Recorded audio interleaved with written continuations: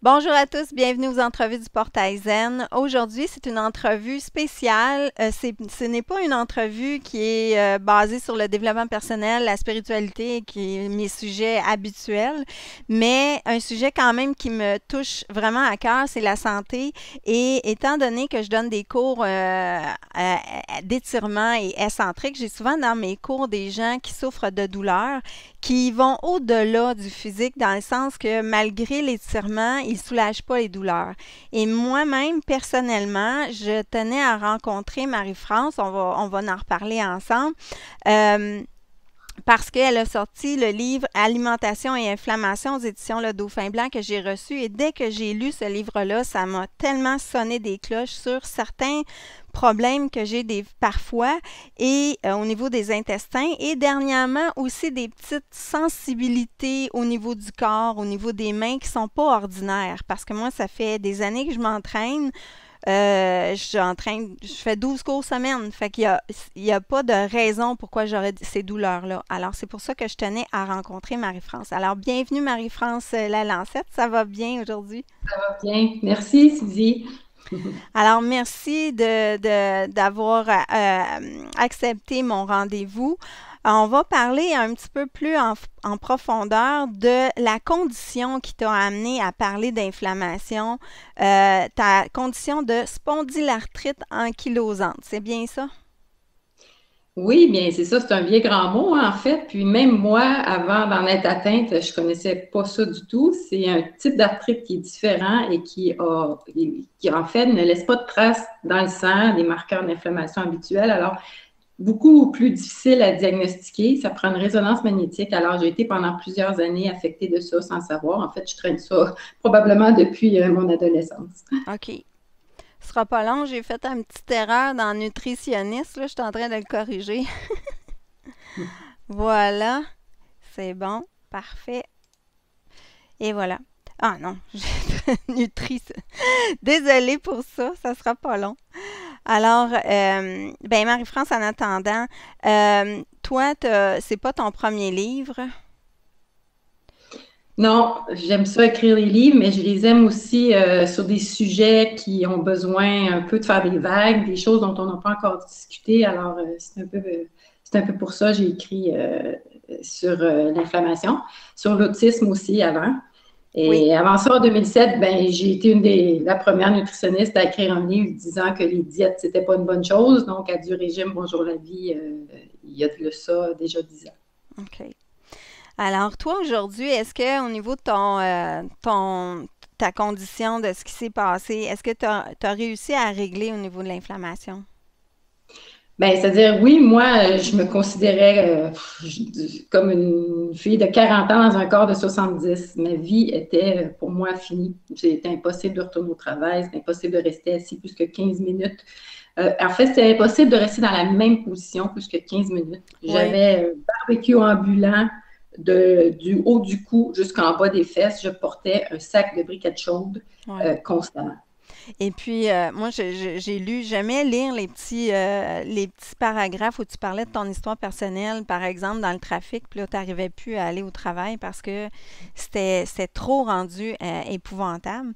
Et ce que j'ai lu qui m'a frappé, c'est que tu n'as pas pensé à l'alimentation en premier.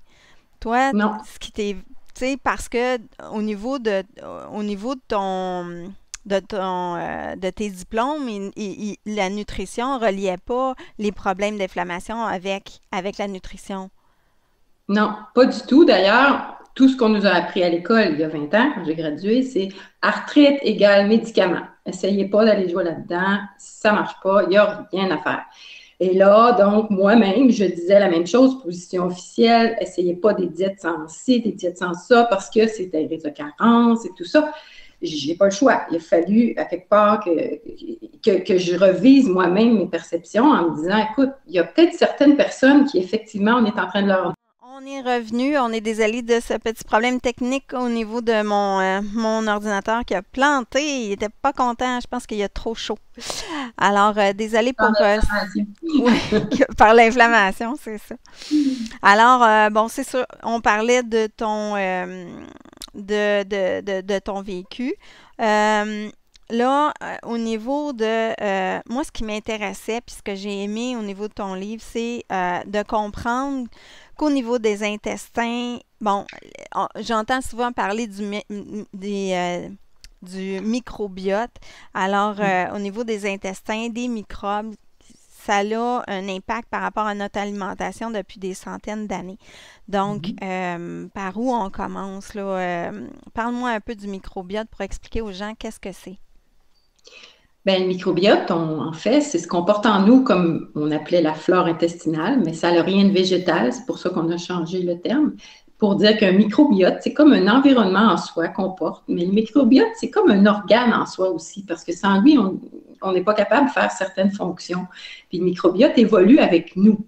Alors, depuis qu'on existe, on avait plus accès à plein de bactéries, plein de nourriture différente pour les bactéries aussi. Oui, Alors, le fait que ça a changé tout ça, qu'on était soumis à une diète beaucoup plus finalement sédentaire, et qu'il y a aussi eu des changements au niveau de l'industrie très, très récemment, bien là, c'est c'est sûr ça. qu'on a aseptisé beaucoup de choses et on se retrouve avec une flore intestinale qui est complètement différente. Effectivement, bien, c'est probablement à la source de plusieurs problèmes de maladies chroniques ou de troubles inflammatoires. Parce que au niveau de l'inflammation, ce que j'ai compris, c'est que il y a certaines protéines au niveau de l'intestin qui sont pas bien euh, ingérées puis qui se transportent dans le sang. C'est pour ça que ça peut aller un peu partout au niveau du corps. C'est-à-dire que les protéines qui sont mal fractionnées ne traversent pas dans le sang, mais une fois qu'elles ont traversé alors qu'elles n'auraient pas dû, et souvent ça c'est dû à la protection finalement qui n'est pas assez étanche et le microbiote qui est changé, ben, ce microbiote-là, il ne fait plus sa job finalement de diluer ces grosses protéines-là qui fait qu'on les ressent moins, ils vont moins traverser. Alors, quand la perméabilité intestinale s'installe, là, il y a des petits trous entre les cellules et là, tout peut passer. Mais ça ne va pas dans notre sang. Mais de l'autre côté, même si c'est dégradé, ça a fait des ravages. C'est-à-dire que Mhm. là, les médiateurs d'inflammation ont décidé d'enclencher la cascade inflammatoire et d'aller dire partout dans notre corps, alerte, il y a quelque chose qui ne doit pas rentrer, qui est rentré. Et des grosses protéines comme ça, mais à l'origine, ça peut être un coupable, peut-être le gluten, peut-être la caséine, mais à mesure qu'il y a des petits trous qui se font comme une passoire, mais on en tolère de moins en moins. Il y a même des bactéries qui ne devraient pas rentrer, qui rentrent. Ça crée un cercle vicieux qui est difficile à défaire finalement. OK. Qu'est-ce qui est plus difficile pour l'intestin? Là, la caséide, Oui, mais en fait, ça c'est quoi? on parle de caséine des produits laitiers parce que Ah, c'est OK. une des grosses molécules qui est difficile à fractionner. La plupart des gens ne sont pas incommodés par les fragments, les résidus qui restent, mais effectivement, certaines personnes, oui. Et la gliadine du gluten aussi, ça en est une très grosse molécule finalement qu'on n'a pas dans notre alimentation depuis très longtemps, en fait, là, comme société. Là. Alors, il y a certaines personnes qui n'ont pas développé de tolérance à Est-ce ces grosses molécules-là. est-ce que ça c'est parce que au niveau du gluten, au niveau des produits laitiers, ça l'a changé dans notre vie moderne? Ils ont ajouté des choses? Ben, c'est-à-dire, et d'un, le blé qu'on mangeait n'est pas le même, hein, il a C'est été ça. modifié et remodifié. Oui. À l'origine, une cellule de blé, ça a un certain nombre de chromosomes, c'est diploïde, comme nous, 2 sets de chromosomes. Avec les hybridisations, la sélection et tout ça, finalement, on s'est retrouvé avec des cellules qui ont beaucoup plus d'ensemble de chromosomes et ça change tout ce qui est à l'extérieur de la cellule de blé qu'on doit nous reconnaître pour métaboliser. Deuxième raison aussi, c'est qu'il y en a de plus en plus. C'est que l'industrie est vraiment basée sur le blé depuis peut-être depuis l'avènement de la culture, finalement, de l'agriculture. Mais c'est très récent. Et là, on en a ajouté non seulement juste qu'on fait plein de choses à partir du blé, mais on ajoute du gluten pur dans les produits. Alors, il Mhm, y en a dans plein de produits. Les groupes alimentaires, vous ne devrez pas en avoir. mhm. On est surexposé à pas mal tous les mêmes ingrédients. Le gluten, la caséine, l'huile de soya, ce sont des choses qui sont finalement omniprésentes Mais dans pourquoi ils notre... en ont mis autant dans les aliments? C'est pour qu'on soit bourré, pour que... Ben, en fait, c'est que ça a des propriétés fonctionnelles très, très utiles. Ça peut faire des résultats au niveau organoleptique qui sont très agréables. C'est peu coûteux. L'huile de soya est très peu coûteuse. Hein, c'est OK. une des raisons qu'on l'utilise abondamment. Mhm. Le gluten en soi, qui est devenu comme un ingrédient fonctionnel, ben, ça fait lever le pain. Alors, nos pains d'aujourd'hui sont très aérés. C'est pas comme des pains moulus sur pierre ou des choses comme ça. C'est des pains très aérés. C'est ce que les gens recherchent. C'est ça maintenant que les gens trouvent que c'est du pain. Alors, on en a ajouté pour satisfaire les besoins, pour vendre les produits aussi finalement. Ben oui. Puis le lait, ben écoutez, le lait, c'est sûr que ça ajoute des protéines. On en met dans les produits pour augmenter la teneur protéique, pour aller faire certaines allégations. Il y a toutes sortes de raisons finalement, mais c'est des raisons industrielles, commerciales. Je suis allée au restaurant avec mon conjoint il n'y a pas tellement longtemps, un restaurant italien où je ne voulais pas vraiment aller parce que moi, je suis intolérante au lactose, au gluten. Et en arrivant là, tu vois que dans les restaurants, ils ont commencé à changer les menus. Donc, tu as de la pizza sans gluten et sans produits laitiers. Mhm. T'as des repas pour les coïliaques. Mais ça veut pas dire ça qu'il y en a de plus en plus de gens qui sont intolérants.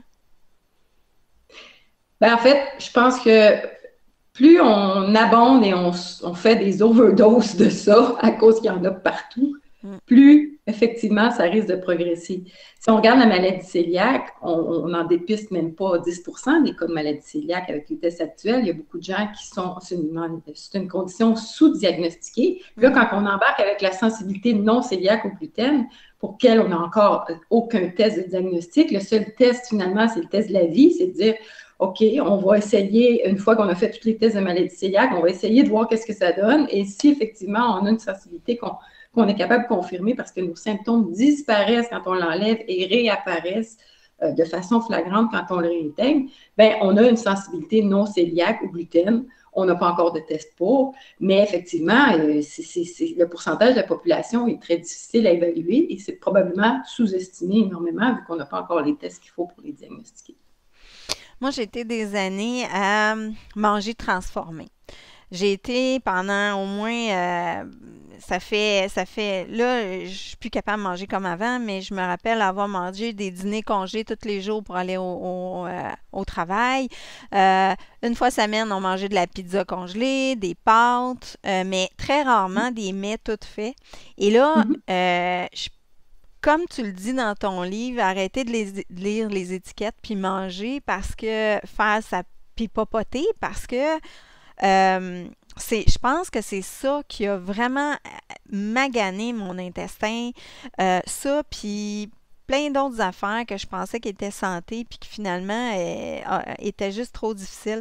Ça vient qu'à un moment donné, tu sais plus quoi manger, tu sais plus où aller au restaurant.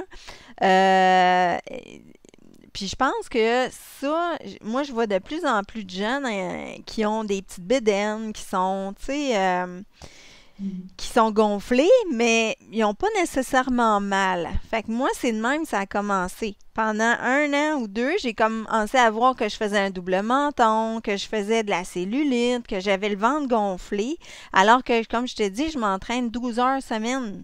Ouais. C'est ça mon métier, c'est de faire de l'entraînement. Fait que c'était pas normal d'être gonflé. Mais ça, c'est venu petit peu, jusqu'à temps qu'un jour, j'ai un gros coup au niveau des intestins, puis là, j'avais mal. Fait que Mhm. c'est Oui, il y a ainsi. tout un tableau qui se présente finalement très graduellement. Ça évolue, hein, puis ça change de place.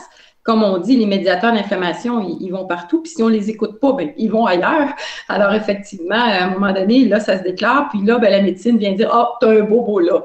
Mais à l'origine, le premier bobo, ben, il est difficile à aller détecter, là, mais effectivement, on s'est magané beaucoup, je dirais, en ajoutant tous ces ingrédients-là à notre alimentation. Mais quand j'ai gradué, moi, c'était normal. Mm. On était là pour conseiller les gens à lire les étiquettes et l'industrie, c'était une bonne chose. Et il y a eu comme à un moment donné, c'est devenu trop, là, c'est devenu de l'autre côté. Puis là, on est obligé, consciemment, comme profession, comme tous les professionnels de la santé, la plupart reconnaissent bien qu'à un moment donné, il va falloir faire un retour Mhm. à cette cuisine-là où on se réapproprie finalement nos choix et on devient moins dépendant de l'industrie. Parce que, veut pas, la variété, c'est bon, mais à un moment donné, on a notre quota. Mhm. Exactement.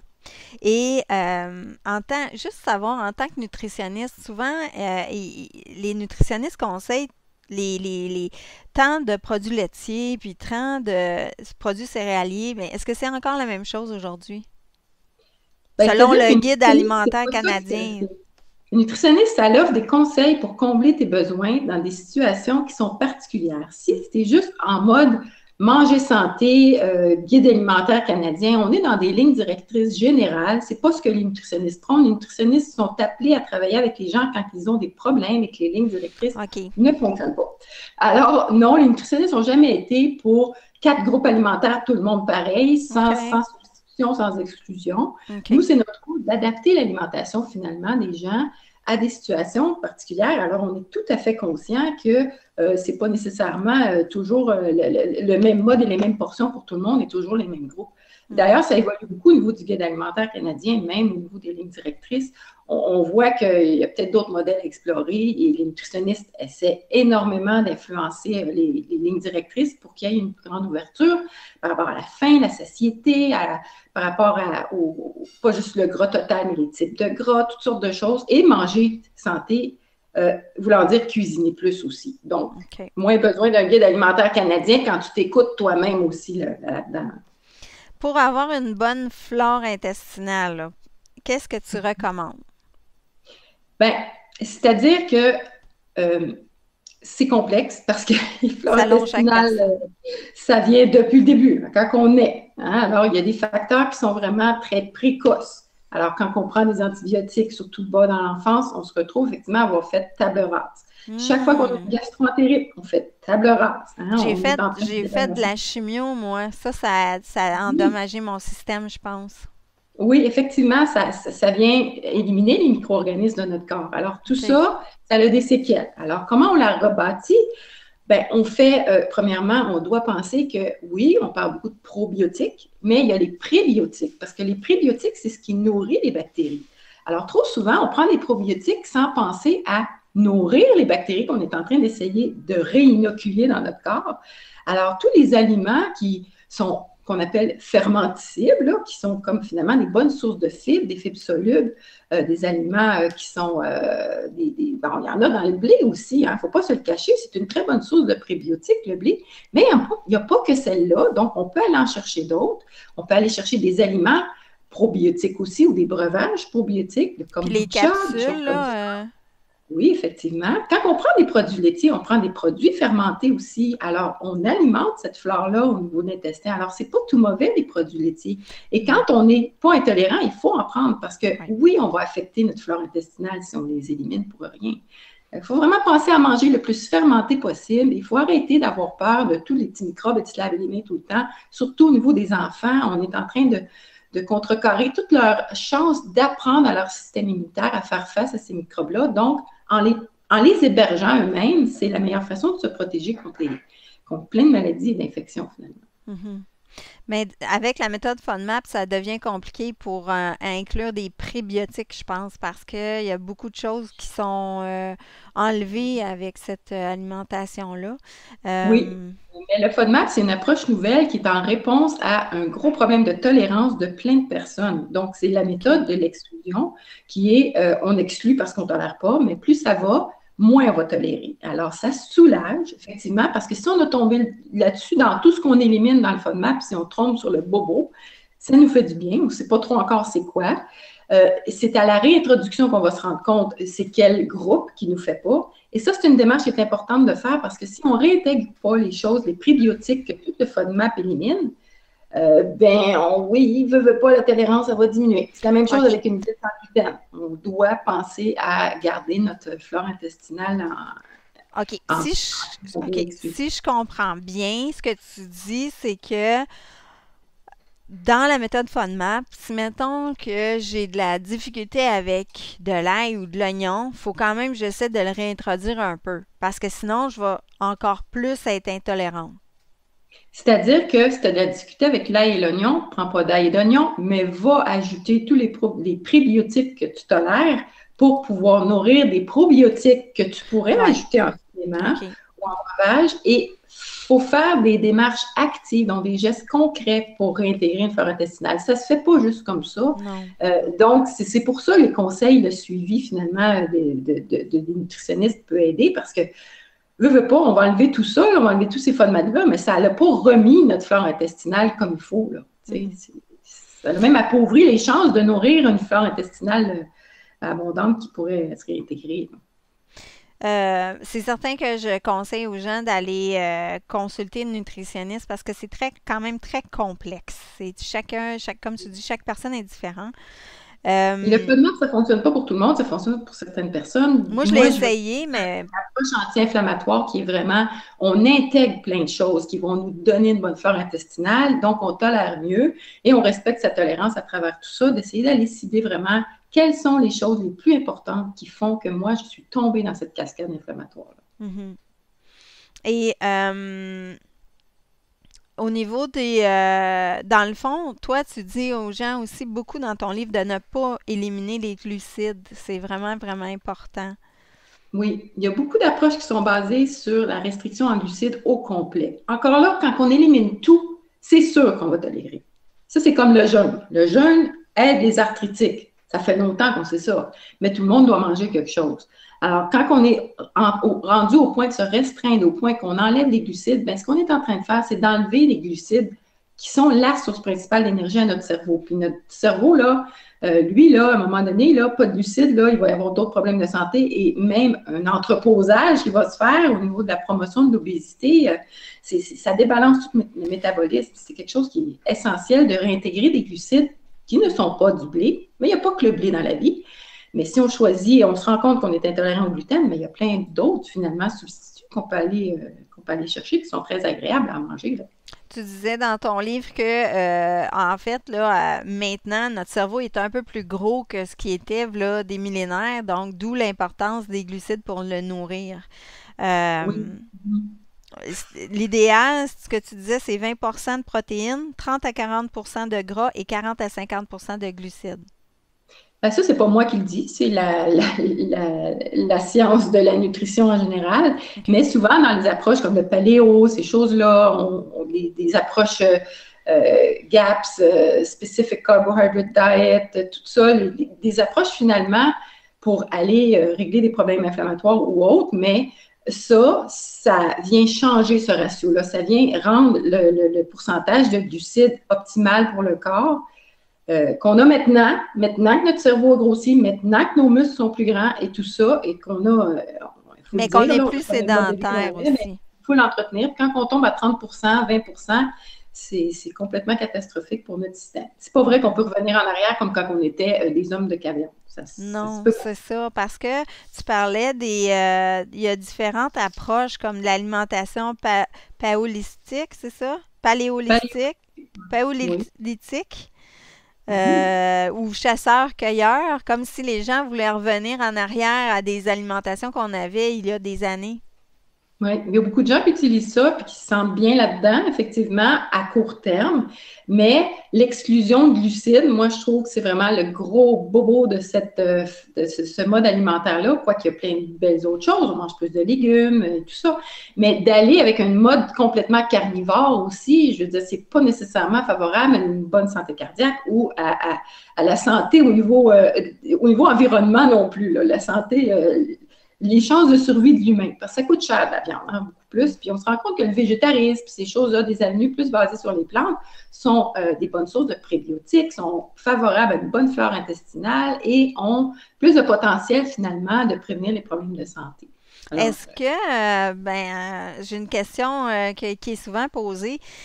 Pour les végétariens ou au niveau des protéines végétales, est-ce qu'elles sont équivalentes que des protéines animales? Parce que moi, j'ai déjà vu une femme médecin avoir été végétarienne pendant des années, puis finalement faire de la dépression parce que au niveau des protéines, c'était pas assez complet pour elle.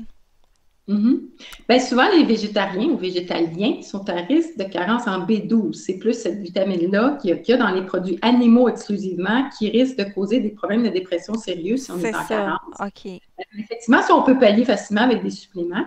OK. Mais le végétarisme en soi, ben, c'est sûr qu'il ne faut pas faire ça un peu à l'aveuglette, juste en enlevant les viandes. Il faut ajouter beaucoup plus de protéines végétales pour compenser les protéines animales, parce qu'une protéine animale, nous, on est fait de viande, et quand on mange de la viande, c'est complet, c'est ce que notre corps veut. Et le fait même d'en ajouter une petite quantité à un mode alimentaire végétarien vient déjà de beaucoup améliorer notre capacité à finalement avoir des protéines complètes. Alors, l'extrême, c'est sûr que c'est plus difficile. Moi, je ne favorise pas l'extrême, mais il y a moyen, mais avec beaucoup de précautions, de se nourrir exclusivement de protéines végétales. Mais il faut en mettre beaucoup plus qu'on C'est pense.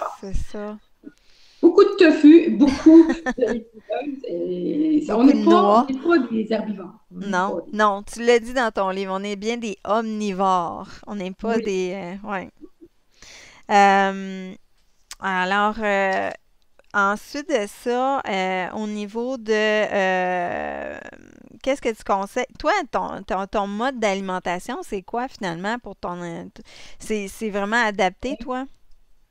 Moi, c'est-à-dire que j'ai appris ce que je trouve vraiment, ce qui m'a éclairé beaucoup dans toute la démarche que moi j'ai eu à vivre finalement, c'est que moi, j'ai vu une grosse différence entre ma façon de manger avec gluten et lait et sans gluten et lait, mais j'ai aussi vu beaucoup avec le temps, beaucoup d'améliorations à ajouter des aliments anti-inflammatoires, à changer les ratios oméga 3, à faire plein de choses finalement que je savais que ça faisait du sens au niveau scientifique, mais quand on le met en pratique vraiment et qu'on englobe un tout et qu'on conserve un bon équilibre alimentaire, ajouter à de l'activité physique finalement aussi qui est essentielle, mais le fait de bien s'alimenter, de bien se nourrir, nous permet d'aller faire cette activité physique-là. Et des fois, le petit soulagement, vraiment, même si c'est minime, pour quelqu'un qui commence juste à peine à mieux manger, juste le petit boost là, pour dire oui, maintenant ça va mieux, je serais capable de bouger un peu plus, tout ça mis ensemble fait que ça va mieux. Alors moi, j'ai vraiment fait cette démarche-là.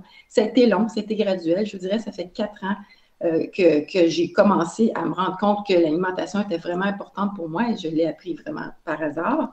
Mais c'est un mode alimentaire vraiment, je vous dirais, que j'ai adapté à moi-même. Donc, mes propres tolérances à moi, j'ai personnalisé ça. Donc, je connais vraiment qu'est-ce que mon corps à moi est capable de tolérer et je le sais quand je prends quelque chose que je ne tolère pas, je le sens très vite. Mm. Mais en même temps, j'étais allée découvrir plein d'autres aliments que je n'avais pas. Et c'est peut-être un mode, je dirais, paléo-méditerranéen que j'ai adopté. Je prends le meilleur du paléo, le meilleur du méditerranéen et je m'arrange pour que l'équilibre alimentaire soit complet à travers tout Mhm. ça. Mhm. Puis, il y a vraiment un moyen d'avoir des impacts sur notre bien-être de cette façon. J'ai retenu que tu parlais des omégas. Moi, j'ai compris aussi parce que je savais pas. Au niveau des oméga 3 puis des oméga 6 dans notre alimentation, il y a plus d'oméga 3 6 puis c'est pour ça qu'il faut ajouter de l'oméga 3 pour balancer. Peux-tu m'expliquer? Oui, c'est ça. C'est avec l'industrialisation et surtout l'ajout de l'huile de soya, mais aussi le fait qu'on a perdu tous les aliments d'origine marine. Hein? Donc, c'est pas de même dans d'autres cultures. Là. Si on parle de vraiment un mode industriel occidental, finalement, les oméga 6, on a même fait la promotion des oméga 6 avec l'huile de tournesol, toutes les polyinsaturés qu'on disait d'ajouter là, il y a quelques années, là, on en voulait appeler, là, c'était bon, ça là. Ben, tout ça, ça s'est devenu finalement qu'on en a mis beaucoup dans les produits. Il y en a trop. Les oméga 3 sont pas juste restés pareils, ils ont diminué. Alors, on a inversé le ratio oméga 3 oméga 6 qui, en fait, devrait être un pour un. Ça serait comme ça qu'on chercherait et c'était probablement ça que c'était dans le temps de Cro-Magnon aussi. Mais là, on est rendu totalement Déséquilibré. à l'envers. Fait que là, on produit de l'acide arachidonique qui est le premier, je dirais, le premier déclencheur de toute la cascade inflammatoire parce que tous les médiateurs d'inflammation dépendent de cet acide arachidonique-là qui est directement relié au ratio oméga 3 oméga 6. OK, Il faudrait c'est lire mon livre pour avoir intéressant. plus de détails, mais je Oui. vous dis sérieusement, il y a un gros problème là dans notre société. Mhm. Et puis, c'est bon. Je pense que j'ai passé pas mal à travers toutes mes questions. Euh, donc, au niveau de l'alimentation, bon, on regarde qu'est-ce qu'on est tolérant, pas tolérant aussi. C'est Manger pas facile à faire finalement non plus, hein. C'est pas facile à savoir. non. Puis aussi, parce que moi, ce que je me retrouve à essayer de faire, c'est, bon, c'est sûr, je mange des choses que je suis plus tolérante, mais ça restreint ma variété au niveau des aliments. Ça, c'est plus difficile. Oui, mais effectivement aussi, c'est que souvent les gens éliminent beaucoup plus que ce qu'ils devraient éliminer. Mm. C'est un peu pour ça que moi, la démarche que je me suis fait à moi-même, finalement, essai-erreur et avec beaucoup de questions et de confusion, même moi qui est nutritionniste, ça a été étalé sur plusieurs mois. Et j'ai simplifié la vie aux gens en la plaçant finalement dans un 2 semaines d'essai là, que les gens peuvent faire pour avant d'apprendre tout ça, d'apprendre à prendre où est le gluten avant la caséine. Voyez donc au moins si une alimentation qui est réduite en tous ces allergènes-là va vous faire une différence. Mhm, Donc, de ne pas avoir besoin d'avoir toute cette connaissance-là, mhm. d'avoir prédigéré ça pour le commun des mortels, finalement, qui n'a pas de diplôme, ben, je pense que ça fait toute la différence. Et peut-être se rendre compte qu'en bout des 2 semaines, ben non, je tolère, j'ai pas de problème, ça fait pas de différence. Ou oui, j'ai vu une différence assez pour pouvoir persévérer. Et là, il y a quelque chose là. Alors, c'est un peu le but de mon programme en ligne aussi que j'ai mis en ligne pour, euh, pour Pour aider à ça, détecter. parle-nous de ton programme. On est à la fin de notre entrevue, hein, Marie-France. Parle-nous de ton programme, c'est intéressant.